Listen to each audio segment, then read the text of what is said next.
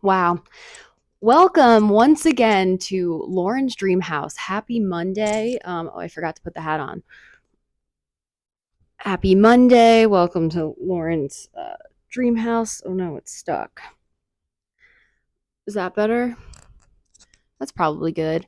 This is the greatest hat that I've ever had, and I honestly don't know if I made the choice to switch the episode release dates to Monday just to make this hat part of the process, but are you mad? Or can you even be mad at me? The hat is from Nellie's Nest, who you may know from some of the grossest cartoons you've ever seen on Instagram. Um, but they're also lovely and perfect. And whoever Nellie is, I hope you're doing well, kid, because your work is important, especially to me. So, how have you been? Question for you actually. What is the thing that you're the most excited for about the future? It's a big question. It's not a loaded question, but I want everyone to get into the habit of being more optimistic about how we see the future, no, regardless of whether it looks bleak for yourself or your family or the world or the country or anything. It's the optimism and the hope and all the good things that we feel come from us. And it's our responsibility to find the things that are exciting about living and to remind ourselves of those things every single day. And it makes you, it's really important to stay grateful, to have gratitude, and to remind yourself what you are grateful for and why you're lucky, and focus on that stuff instead of negative stuff.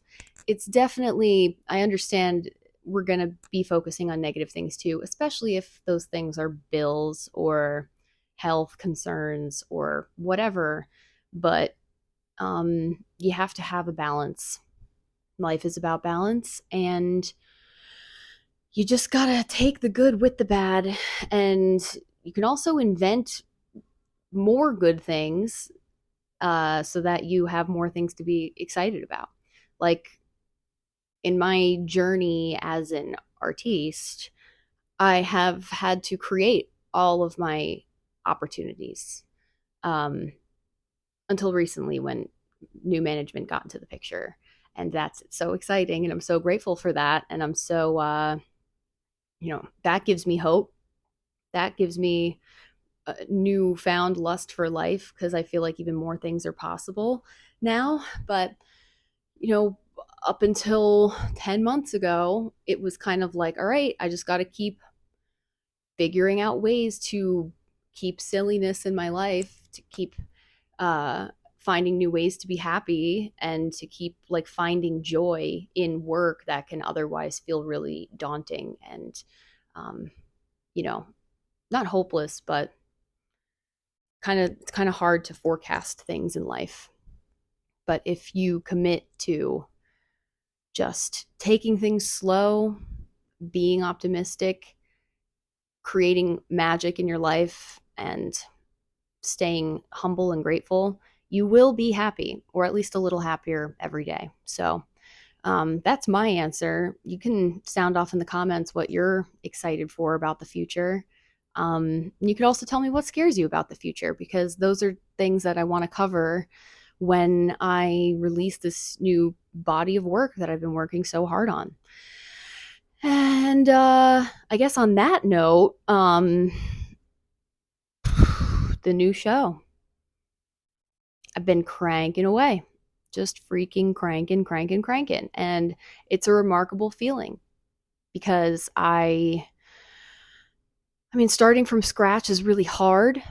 Like, I've had the cigarette club for 2 years, and then we ended that. And then I had to kind of create this brand new process. And I'm the only one who is responsible for creating those deadlines and advancing everything forward and just overall figuring it out.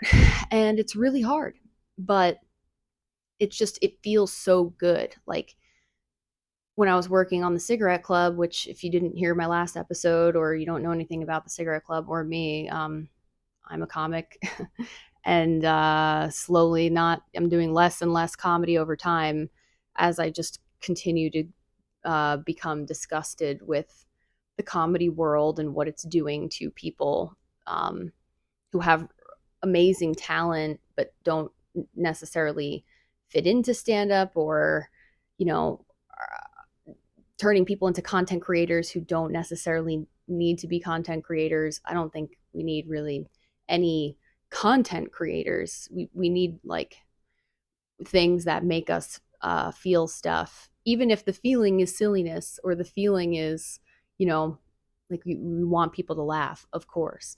But like we generally, things are in the comedy world are trending in a direction that just feels like the biggest boys club in the history of the world. And comedy has always been a boys club. Don't trip. I am aware of that. And it's not like there are any particular guys who recently like made me feel this way, but um, the priorities are off. The vibes are off. It doesn't feel good. It feels like competitive to an extent that just shouldn't. I just feel as though it shouldn't be that way.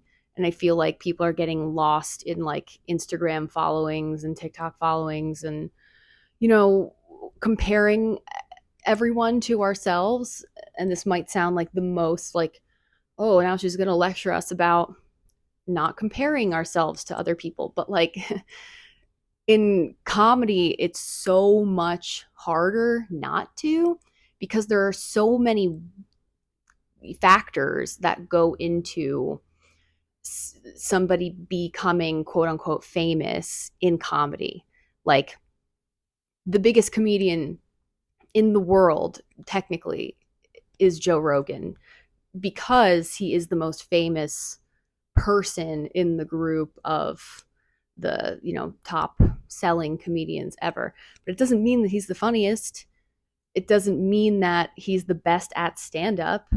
Like, there are also people that are really good at stand up but aren't that like funny, but they're good at like going through the motions and like putting on the performance of a stand up comic, and like those people do really well, and a lot of them do well on Instagram because it's like their stuff is easily clippable and they just can put out so much material all the time. And that's a whole other problem. But like becoming a comic is so much, there's so many ways that you can arrive at becoming a stand-up comic. Fucking Padma Lakshmi, the hot cooking lady or host or whatever she did before. She was a host of something. She's a comic now.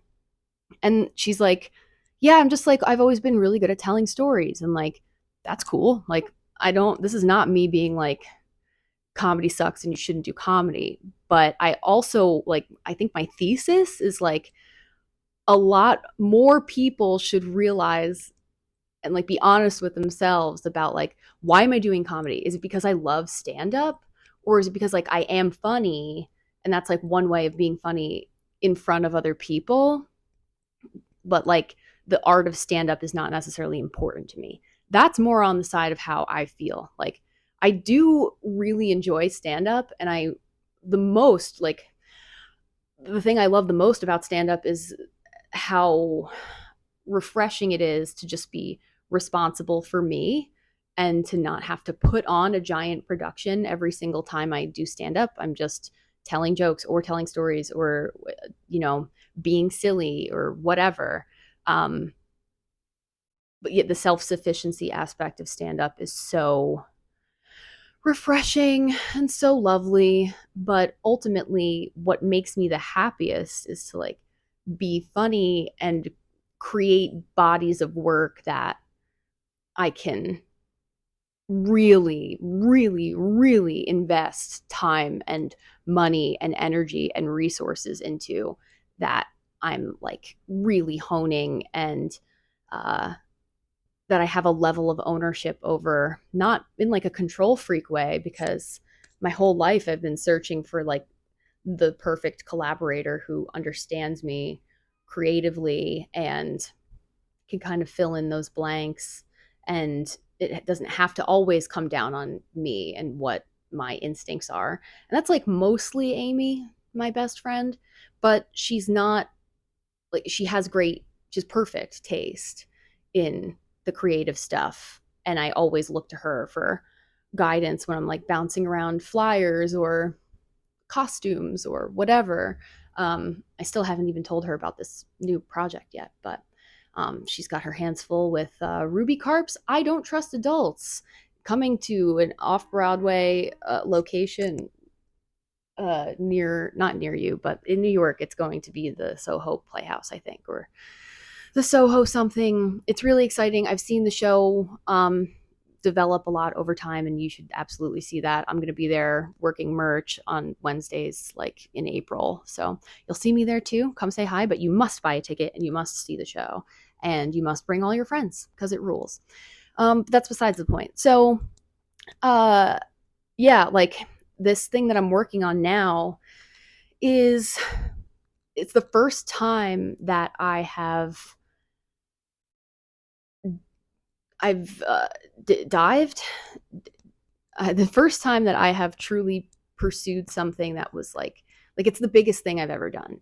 Not just because of the potential I think it has, but I mean the work. Like I'm writing a musical for the first time, and it's crazy because I love writing music. I love writing scenes, screenplays, whatever, sketches. But like doing it's a big undertaking, something this big, like something this long. And so many of us are programmed, especially over the last 5 years or so, we're programmed to think about short stuff. Like, how can I make something short and sweet and funny and like, I know it's an ugly word, but like marketable? Like, how can I package myself into a neat little dingling and post it, and maybe people will like me and maybe people will follow me, quote unquote, whatever the fuck that means. Like, and just another tangent, and I swear I will come back to the show and the process of all of this, but like the thing about comedy, I'm the worst. The thing about that is like you get a following. Like I've never really tried. I've wanted more followers. I would be lying if I said that I didn't want more followers, but I'm so not willing to do what it takes, the like to sacrifice my standards and to like put on like to I've never really been interested in boiling myself down for anybody. Like my talents, whatever you think of that, have always been writing, singing, composing music, playing music, dancing. I danced for 12 years. Like I love editing. I love building things, set pieces, and like little gadgets. Like I built the thing behind me, this wooden thing here. This is I call it the marching band 5000 because it's a machine I made for the cigarette club where you can play the drum pad and walk at the same time. So you kind of like look like you're moonwalking when you're playing the drums. Like those doing those things, that's like part of the reason why the cigarette club was so fun, because every show I had a new opportunity to flex all the different things that I like to do and to like actually be able to do that in front of a crowd every couple months, you know? But like the following thing, it's like you see people and you're like, oh, who are they? I don't know them. I'm going to look them up on Instagram. And you see the number of followers they have. And you're like, it used to be way more so that everyone automatically was like, oh, you must be very funny, or like, you must be very good or talented or nice or whatever.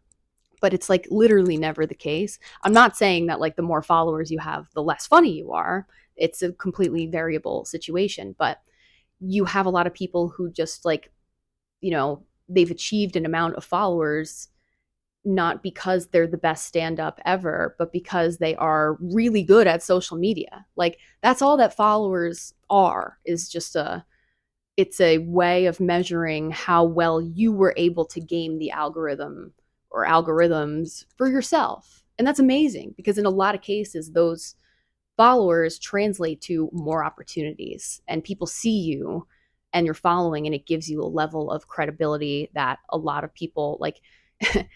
Who are you more willing to have on your show? If you're producing a show, a stand-up show, and you get 5 slots, 5 different comics to choose from, who are you going to pick? The person with 500 followers or the person with, 8,000 followers or 800,000 followers? In most cases, people are going to choose the person with the most followers, because not because they think that that means that you're the funniest, but because they think that that's going to help sell the most tickets. And what you're seeing now more and more is that the followings are not translating to ticket sales. And I don't even know, like in the comedy world, I think that all the followers are real. Like, I don't think that anyone has paid for bots. I don't think that like there's anything like nefarious going on. Like, I'm sure that has happened, but I'm I don't even think that any of the followers are like quote unquote unearned in that way. Like, I think that the reach and stuff is like organic, but it kind of just boils down to like, are you super hot or are you super cringe? Like, that will get you the biggest followings. And if you're like posting all the time, people kind of like decide, especially recently, I'm seeing some of my friends like pop off on social media for the first time, where they've been like lingering at a certain like low level of followers. Like, I have like 2,500 ish followers. Like, and then all of a sudden they just decide to like put their whole dick into making reels. And then you see like, oh my God, I'm getting all these followers. But like, so many of those people are super young. So many of those people live in other places around the world, not even like here. So you can't even really confidently say like, oh, if I get this person with 1 million followers on my show, it'll help with ticket sales or it'll expand my following. Like, it's just not a thing. And I think that the slow realization of that over time is going to really break people, because we've been in a really long chunk of prioritizing this. And it's just not, it doesn't have anything to do with art. And I don't say art in like a like highfalutin, like inaccessible, like there's a certain criteria for what art is. Like, stand up is art. The reels that you make, I guess, could be art. I guess are art, but like, I feel like the more short form, super digestible stuff we create, the more dispensable, disposable, like the less value it has. And people are always going to be hungry for the next thing. And ultimately, what I want to do with my life is to not be on a train where I'm like, I got to keep putting out content. I got to feed the content machine. Time to feed the beast. Like, hell no. That sounds like a fucking nightmare. And I've never done it. And I don't, it's not like I tried to do it and I failed and I'm bitter. I've like always been repulsed by the short form content cycle and what it, like the type of behavior it creates in people and what it does to the audiences in the world. And, you know, that's why I want to be known for things that take a long time to produce, like a filmmaker. Like, I don't even necessarily identify as a filmmaker anymore, like, not really since college. But I mean, what I'm writing right now could turn into a film, could turn into a TV show. Like, who knows? I'm happy to go that way. But like, I want to be known for effort and for standards and for like something, things that are special. I want people to trust, like, when Lauren LaRoe is coming out with something, it's going to be full of effort and good energy, and there's going to be a community established by it and for it. And like, that's way more attractive to me than the other stuff. And if you're out there listening to this and you're thinking like, I just want to have a lot of followers. I want to be like, none of these people on, like, none of these YouTubers are special. Like, I could be doing that. Like, yes, you could be doing that probably. Like, YouTube social media, all these things, there's like a low barrier to entry, and you can succeed pretty quickly if you just like put time and effort into it. But ask yourself if that's what you really want and if that's what you really care about. And ultimately, you should only be putting this much creative energy into something that makes you feel good. And if it doesn't make you feel good, then fuck it. Do what makes you feel good. And then the money will come if you want that. The success and fame will come if you want that. And if you're like putting yourself in front of people in the most honest and, authentic way as possible. I'm going to take a second to vape. Sorry. Mm-hmm. It's been a doozy. Coming home from Florida, I just had the best time ever. So I feel like weird, and it's like rainy and gray out today, but whatever, we will get through it. So yeah, back to the show. I I've never had to like take a beast that down this big before. Like this musical, this like piece of work uh is so there's so much going into it. I'm creating a fantasy world, not too in the not too distant future, and I want it to be like Star Wars. I want it to be like Harry Potter. I want it to be like the type of world where you can see it so clearly and you can see yourself there for better or worse, and that like it's a world that you would want to explore one day, like in a theme park, which is kind of one of the ultimate goals. I was joking around with one of my friends recently that like, not joking in the sense that like I'm not serious, but like I love Disney and like Universal and all of these places where billions of dollars are spent just to create the worlds in our favorite media and in like the entertainment that we like love the most, the intellectual property that resonates the most with us. um it's such an incredible and like meaningful and worthwhile thing to spend money on, and like because you're creating people's dreams, like you're giving people an escape, and like I don't care who you are, what you are, like you're even if you're making reels, you're doing that to give people an escape usually, unless you're like doing it for the news or like educational purposes, which is also, there's going to be an element of that in the work too, but I digress. I can't keep teasing things about the show and not giving you any real details. That's annoying. I get that. But I don't think it's stupid to be like a Disney adult. Um, from my angle, I love it because of what I just said, like the effort, the commitment to a story, and like um, putting brain power and manpower and like physical effort behind something so that you can like make someone happy for a day or a week or whatever. Like that's the greatest thing that we can do for each other. It's like humans taking care of humans.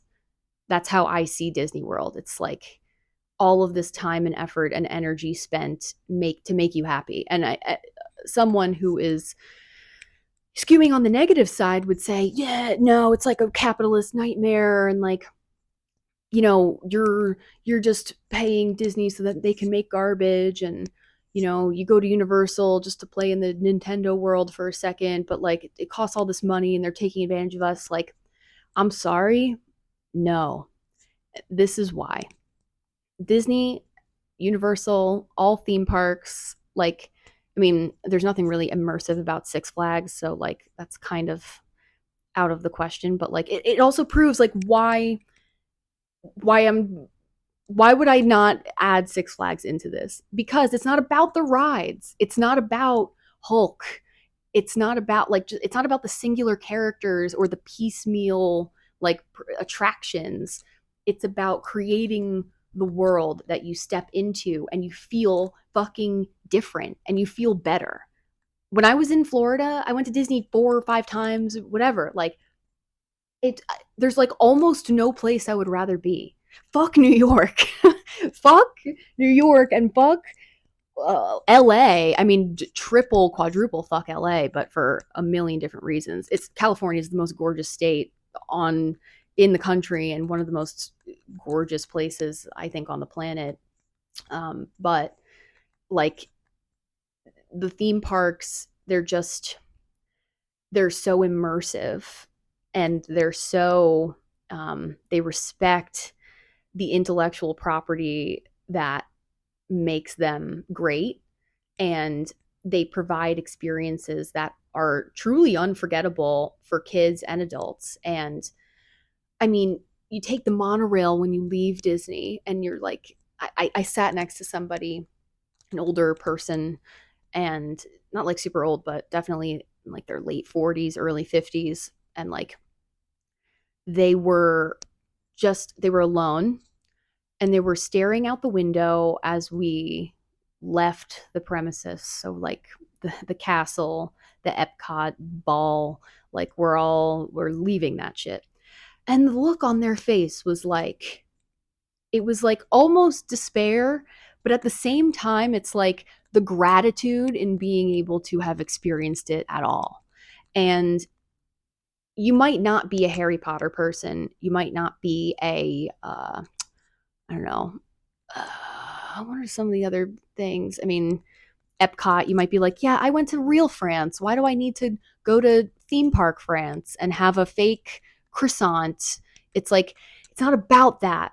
It's about giving people a real experience, whether it's really in France or you're really in the future or you're really in a castle, a kingdom. Like it's a real life experience that families have together, that individuals have by themselves and for therapeutic reasons. Like there are a trillion different reasons why that shit is so much more meaningful than like many, many, many other things, including a lot of TV shows and a lot of movies. Like even the movies that Disney creates, like they're not as like important as the experiences that come along with them. And like, you know, that's why I'm not like, I don't care about Snow White or Ariel being different races or have different skin colors. Like I want kids to be able to see themselves in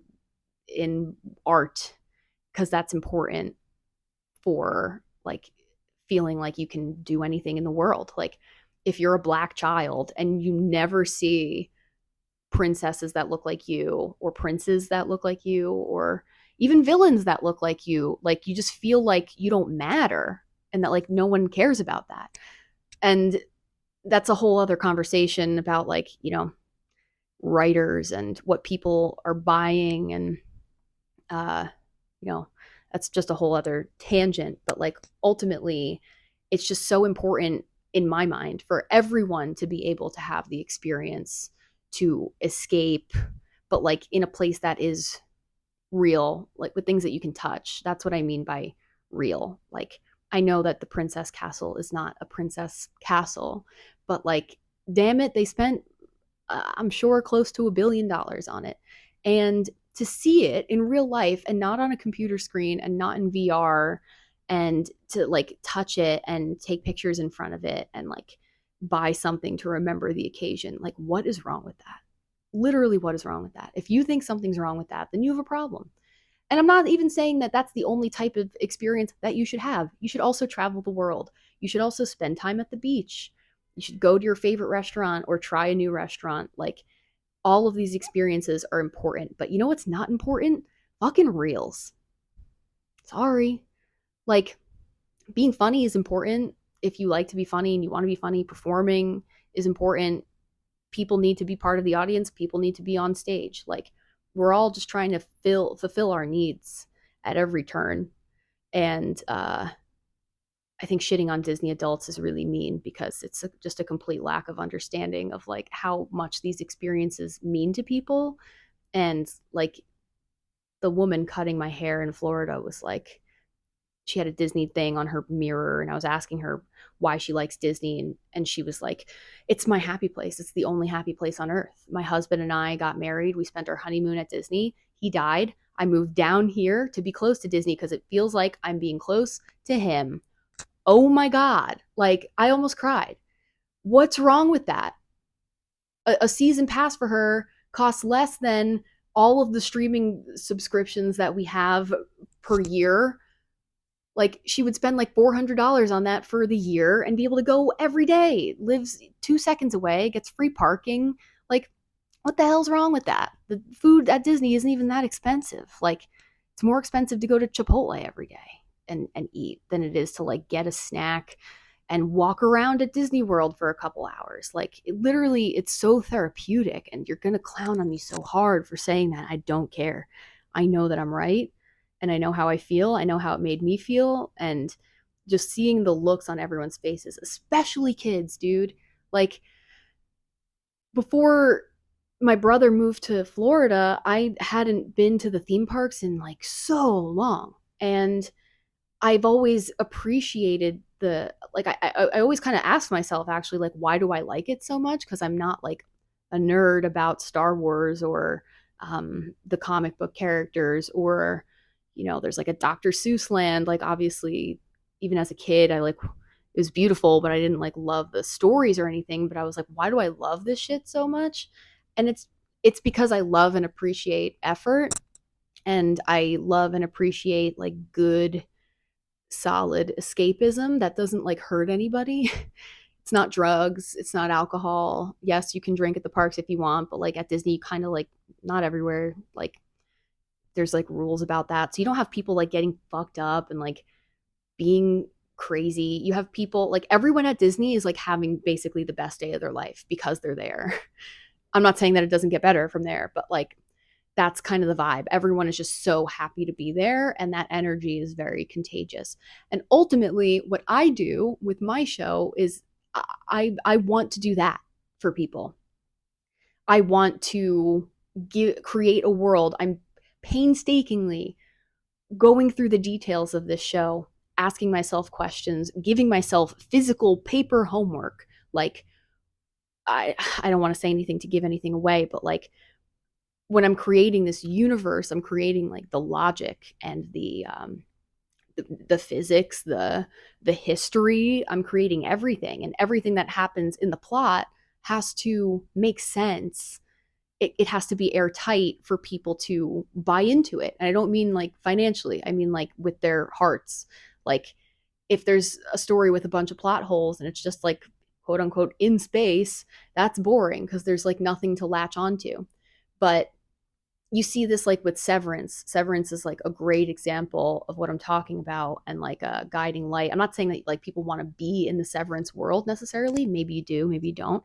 But the logic of that universe that they've created, even if it's America 20 years from now, like, they created those rules. They created the scientific boundaries and the hierarchy of the government and the way that transportation is. Like, everyone's got like an old shitty car. Why is that? No one explained that, but I'm sure it'll come out later and it'll be important to the plot. Um, like, having an airtight uh, universe and like set like logic set for the thing that you're creating allows people to trust you more, and say like, it allows them to trust that they can invest their time in it because they won't be like disappointed, and it'll be fun, and it'll be like, they want to be right. They want to have like theories about the thing, and do that kind of mental work. There's so many channels on YouTube talking about like severance theories and breaking down Lumen and breaking down the geographic makeup of all the places that we've seen. And like, when you write a good story, you have a good piece of intellectual property. It lets people open up their imaginations and really escape into what you're doing.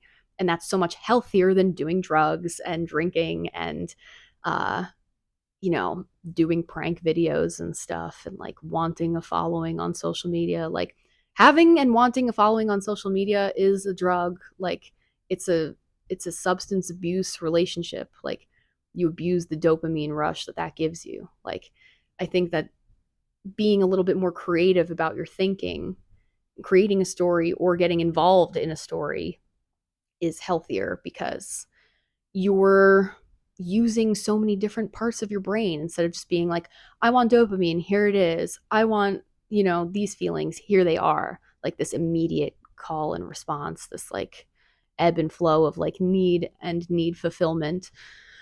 Um so yeah, I wish that I could just like dive in and just create draft after draft after draft of the story, but it's kind of like a brand new process that I've never had to take on before. And I'm so, so grateful and feeling very lucky that I get to do this because I have the time and the energy and and I have the overarching ideas to back it up. But I need to get more specific as I move through the process. So I'm creating this from scratch.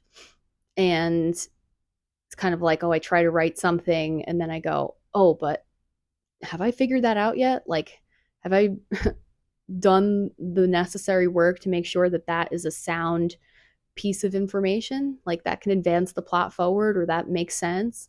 And I stop myself, I write down some questions, and then I keep going. And then sometimes I just want to fool around and write some music and see how that informs the whole thing. Um, I will say there's definitely like a romance element to it, but it's like not about that. Like the I don't want to spoil it, but it's just it's like it is it respects romance and how different people can, how do I say this? Can come together to meet each other's needs, but that like your life doesn't like begin and end with another person, and that ultimately everything is inside you. Everything you need is right inside you, whether you feel codependent or not. I'm going to vape again.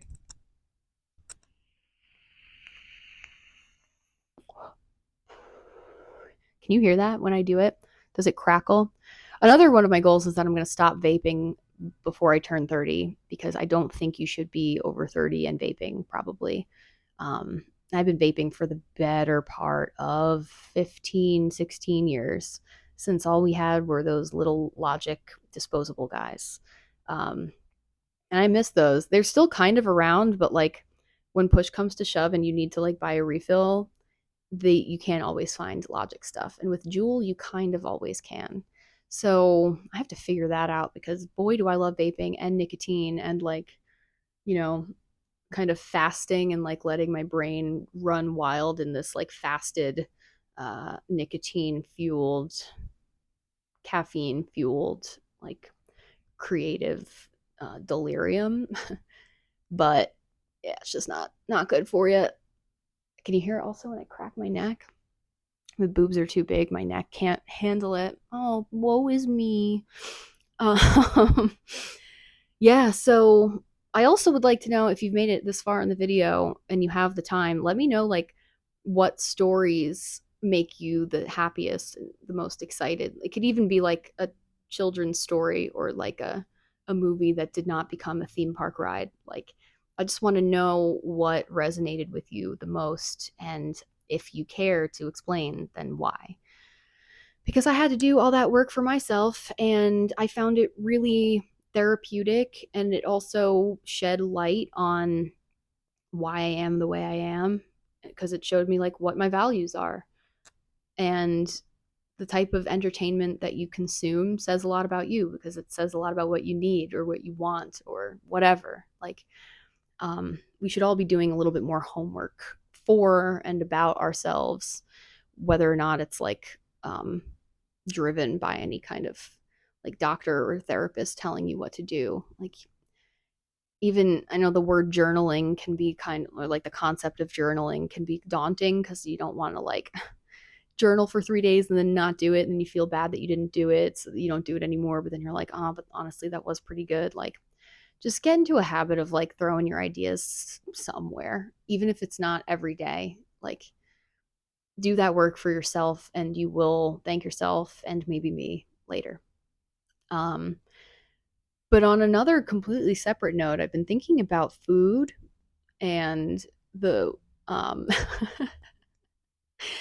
I mean, when am I not thinking about food? But I'm sorry, I got to vape again. I'm losing my mind. See, this is the kind of thing you can't be like, oh, I need to vape or I'm going to lose my mind. But here we are.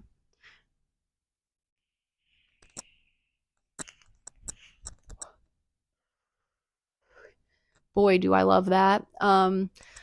So there, when I was a student in school, in college, my dining hall would have this thing. Well, all of the dining halls, there were five, I think, or four at the time. Um, they would have this thing every fall. It was like the third week of school, and they called it Neptune Night.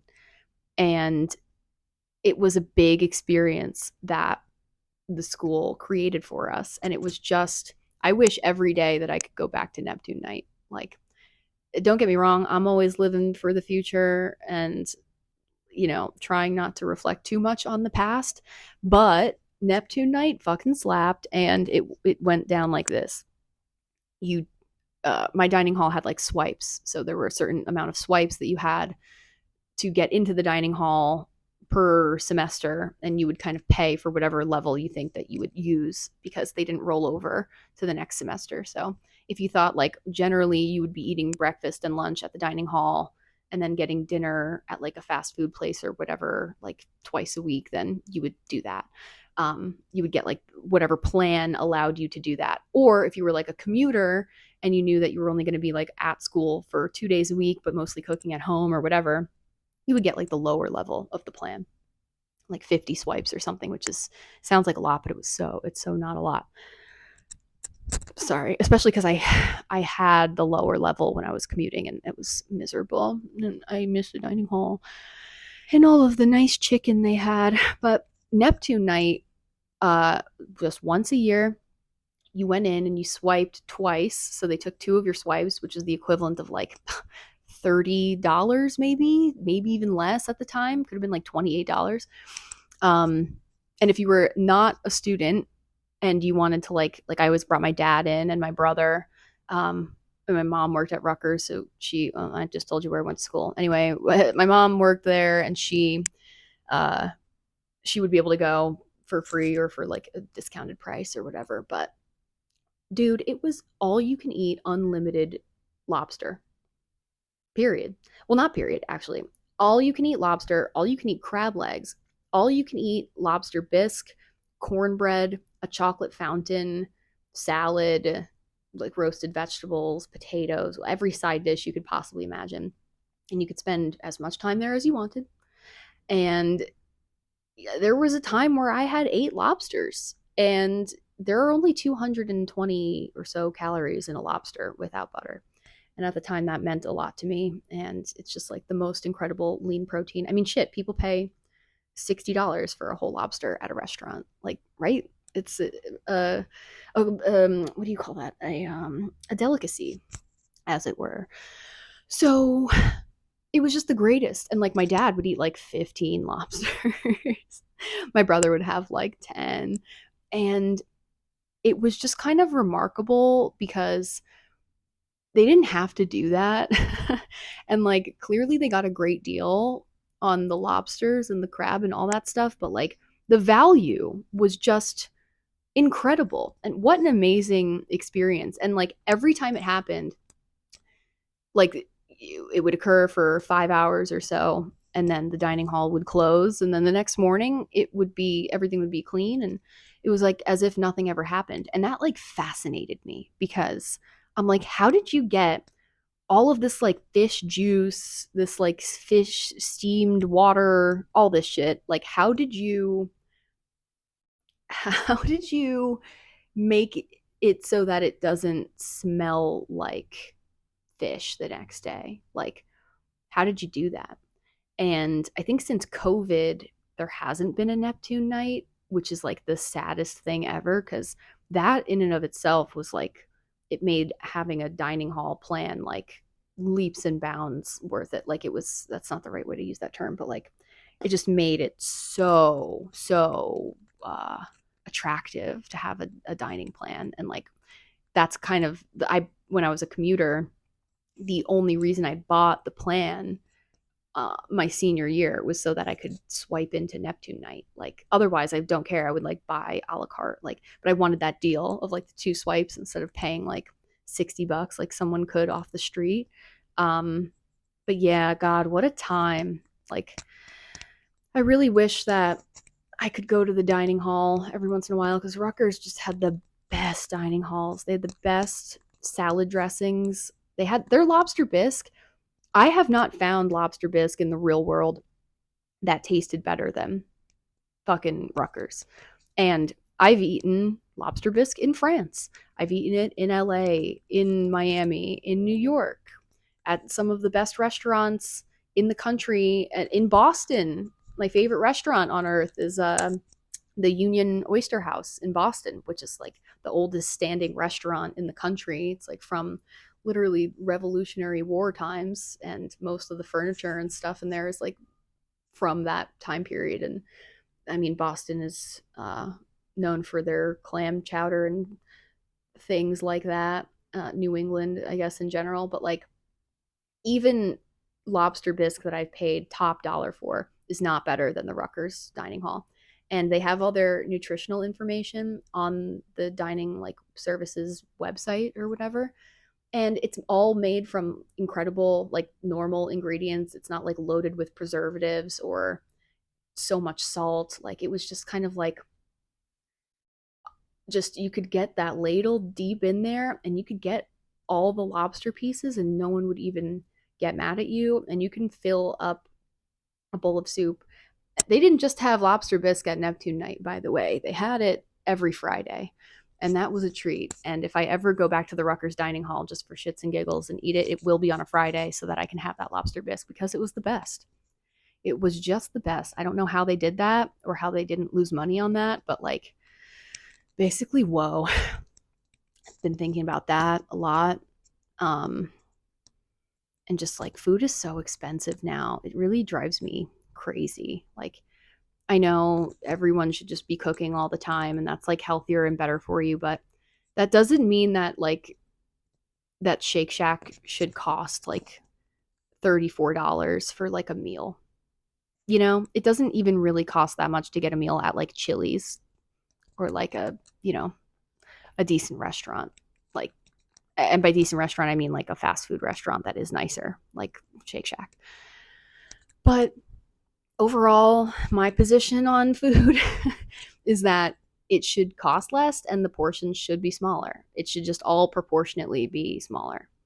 You shouldn't have to feel the pressure to like get a large thing of popcorn at the movie theater and it's $10. You should be like, I want a cup of popcorn, please, and I'll pay $2 or $3 for it. Like, why does it all have to be so expensive and the portions are so high and we're all just like getting fat and becoming broker over time, like more and more poor, because of like little choices that we make to like make ourselves happy every once in a while? I don't think that's right. I think we should have a better system for that.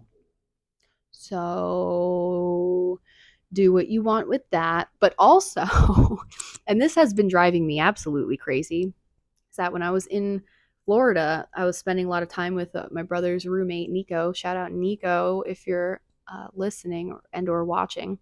But Nico is the greatest. He and I were playing a game that he created called Pyramids, where it's essentially just a pyramid with 10 slots in it. Not just, I'm not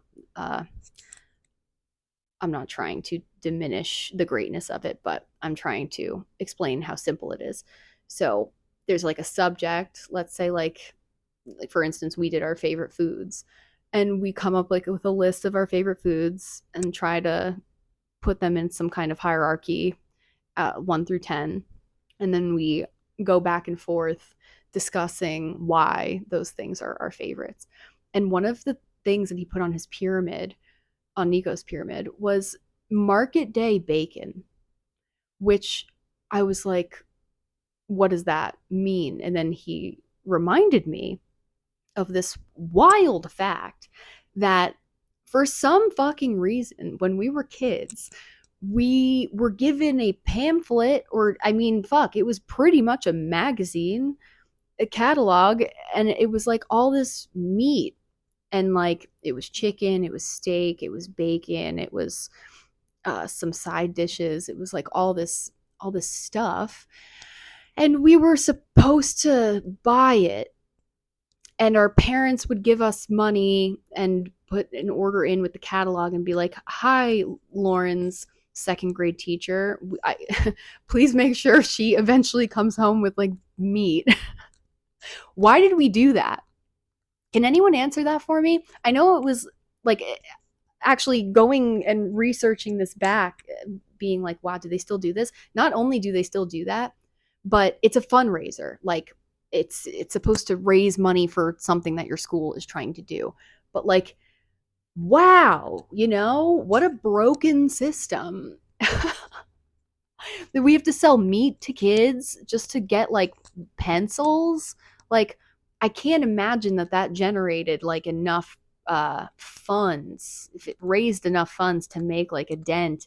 Like, I've never seen like, oh, this school auditorium was uh funded by Market Day. Like, and to Nico's credit, like, I'm not shitting on the quality of the food. Like, he said that was the best bacon that he's ever had.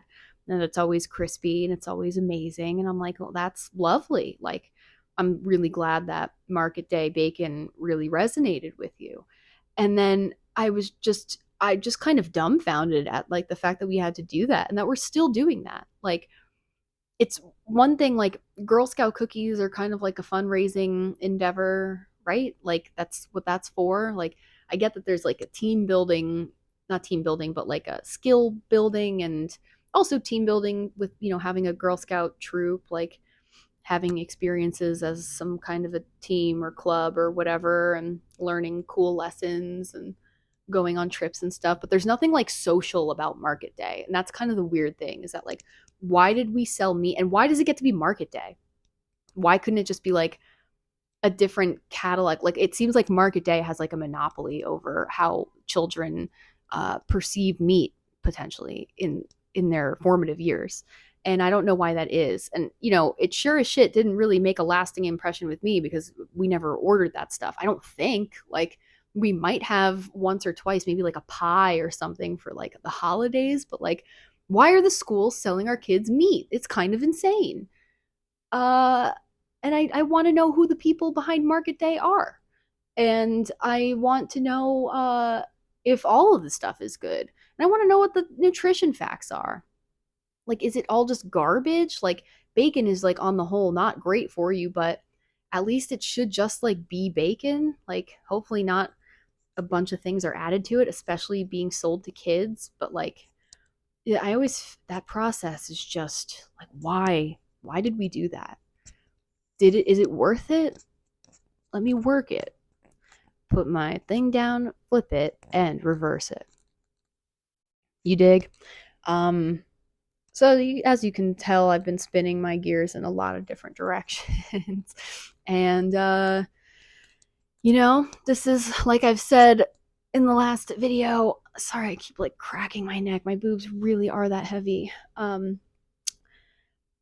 I am doing this for 10 episodes this season.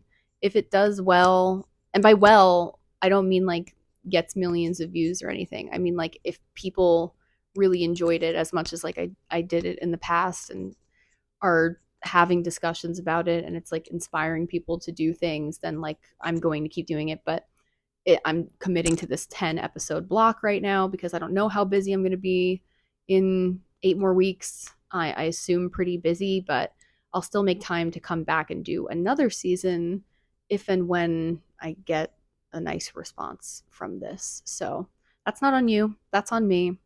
Ultimately, I would probably be doing this actually if it doesn't get a good response, because to me 35 viewers are like, wow, 35 people really like heard what I wanted to say, and I spoke for an hour and you heard the truth. And like, that's valuable to me. So, whatever. The TLDR is that I'm going to get really, really, really in the weeds with the new show in 8 weeks, probably. So, I might take a little break, but you can definitely count on me releasing these every Monday for the next, this is the last week, it was the, you know, first of 10. This is the second of 10. And then they'll all come out on Mondays after that. Let me know, I guess, also if you have a preferred time, because I can try to record them on Sunday and release them early Monday morning if that would make you happier. Because I'm doing this for me, but I'm also doing it for you because I want us to talk and I want you to know how I'm feeling. And I feel like when I talk to people, um, I'm decent at helping people understand the things that we're all frustrated by. And that's why I'm making this big piece of work, the show. So, yeah, let me know if you like what you hear. Let me know if you want me to cover anything specific next week. And just like be nice. And call your parents if they're alive and if you like them. I know I will be doing that. So, I love you. This has been lovely. I feel so much better already. And fuck it, start your own podcast. Don't let anyone tell you that you can't or that the market's oversaturated. There's not enough of you out here in this world, and we need more of you. Every ounce of you that wants to connect with other people and feels like you're not reaching anybody. We need you, and we need you guys all to meet each other, and I want to meet you, and like let's all just like have good vibes and start putting good stuff out there instead of weird disposable stuff that you know no one will care about very soon, especially if these platforms get shut down, but that's a whole other situation. One day I'll let you know about my story, my history with TikTok and working with them and for them, kind of weird world. That's why I don't trust it. That's why I don't do that kind of content. I like doing this. I like being honest and unpolished, or the most polished and with the most effort and the most glitz and glam that the world has ever seen. Kind of no in between for me. But yeah, okay. I love you. You're very cool and gorgeous. And thank you for listening this far. And you're gonna be good. You're gonna be fine. And I'll try to remind you of that every week because it's important and everyone needs to hear it. We'll get through it all together. I love you, and I'll see you next Monday. Peace.